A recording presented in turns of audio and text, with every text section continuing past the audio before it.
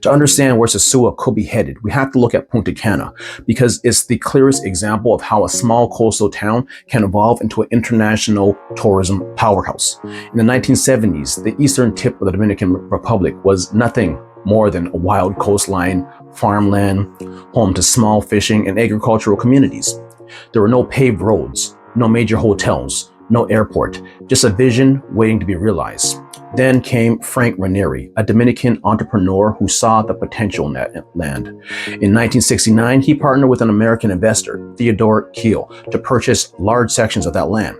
2 years later, in 1971, they built Punta Cana Club, a modest 40-room hotel that marked the beginning of what would become one of the Caribbean's most recognizable destinations.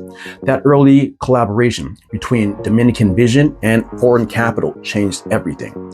Once the airport opened and the government shifted its tourism investment into Punta Cana, inland highways connecting Punta Cana to the rest of the country increased accessibility, which unlocked growth and opened the doors to multinational investment capital.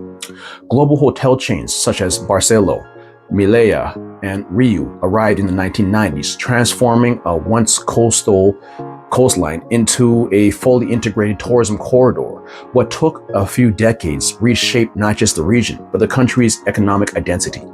But that growth came at a cost. As resorts expanded along the coastline, many local families were gradually pushed away from their traditional communities. Some into non-tourist communities close to Punta Cana or within Punta Cana, like Barón. Others went to nearby inland towns like Igüe, far from the beaches their families once called home. What was once generational land became resort property. It's a familiar story worldwide, development that lifts an economy, but also displaces the local people who built that foundation. Still, it's a double-edged reality. Those same families often found new opportunities, jobs, education, and stability within the booming tourism sector. Punta Cana's rise created tens of thousands of jobs, but it also made local land ownership increasingly rare.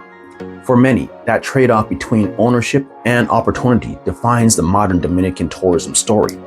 And here's where we need perspective. Not all gentrification is foreign-led.